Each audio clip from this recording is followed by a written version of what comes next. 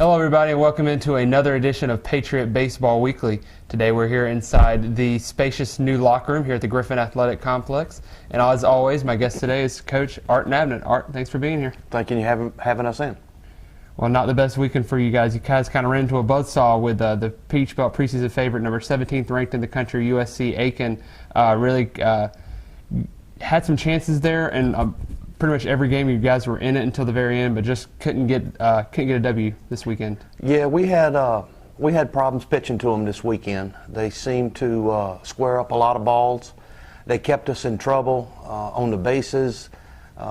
We had problems containing them there as well. They're a very good baseball team. I want to credit our guys for battling back in game one and cutting it to 5-3.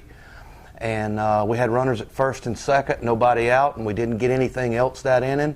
And then in game two, we got down 3-0 early, came right back and tied it 3-3, and then had it 5-5 in the seventh. We just couldn't get any closer than that.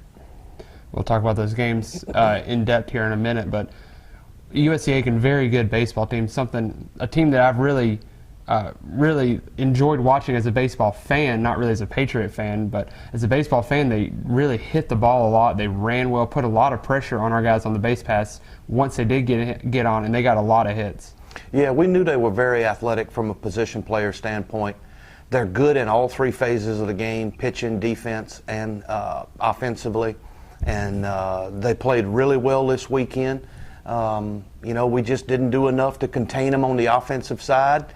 And they scored more runs than we needed them to score, and we just could not catch up.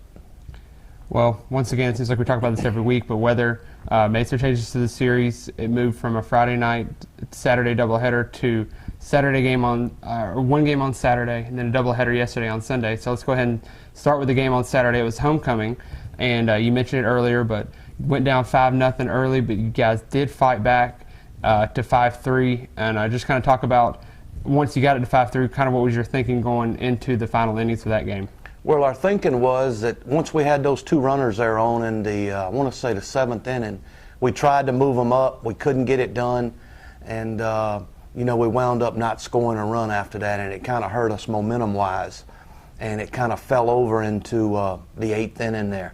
And we've got to do a better job as a team of things that don't happen positive for us on the offensive side, not taking it out to the defensive side. We've got a couple guys doing that. We'll work on that to try to get better at that. But we got to be able to separate the two and, continue to get better every week and see if we can move forward. And we got 27 games left in the Peach Belt, so that's a positive sign. And we hope to get a lot better as this season progresses. And it was a very tough way to start the Peach Belt Conference season against Aiken. But let's go ahead and move to Sunday now. You guys came in with a lot of optimism after being into the game late on Saturday. Daniel Barfield, though, starter, a little shaky, not his best outing, but he left the game, and you guys were tied when he did come out, 5-5. You were able to fight back after they scored 3 runs in the top of the first. We answered with 3 runs. We came back after they went up 5-3, tied it back up. And then once again, everybody was thinking, okay, here we go, we can try to do this, but unfortunately just the big hits never came, and then they put up some more runs late. Yeah, our guys battled in that game. I was proud of them. We came back on 2 separate occasions, down 3-0, tied it 3-3, down 5-3, tied it 5-5, and we're still hitting. So we felt like we had a shot there. We just weren't able to come up with a big hit. I thought we pitched okay in that game, and we needed to pitch a little bit better late, and we didn't do that. Sometimes when you make a mistake, whether it's a walk or an error or whatever, a good team really makes you pay for it. And that's what they did to us this weekend. David DeWolf in that game had a big 2 RBI single there. It was good to see him get into the scoring column and produce in such a big way that he did. Yeah, David had a good weekend. Michael Keels had a good weekend from the offensive side, and was really happy for them. David had a couple big hits for us with some RBIs in there that scored some runs for us. So we need him to continue to produce for us, and some of these older guys to continue to get better every week as we move forward. Now, the final game of the series, you guys were trying to gain 1 game on them after dropping the first 2. But then Spencer Jordan comes in, and he didn't have a bad outing from my vantage point. He was really kind of commanding the strike zone once again, throwing a lot of strikes, didn't walk anybody. But just the Aiken bats, once again, were just too hot. Yeah, Spencer went out, pitched really good for a couple innings. Even the third inning, when they got 6 off of him, he pitched well. He didn't walk anybody. You got to give them some credit. They squared some balls up, and that was kind of the big inning for that game. We shut them out for 8 innings, but we gave up too many runs in the third inning. Again, our guys battled back. We had chances throughout that game to come back. Got 2 in the 8th. Even had 2 guys on there in the 9th. So we were pushing them all the way till the end. And you did mention the bullpen did come in and give you a lot of scoreless innings, a lot of zeros on the scoreboard. And let's talk about some of those guys that really stepped up and pitched really well for you yesterday. Well, there were a good many guys. From the 4th inning on, I think we bullpenned it out with Ducharme pitched a couple of good innings in there and kept them scoreless. Brian Davis made a good appearance in there.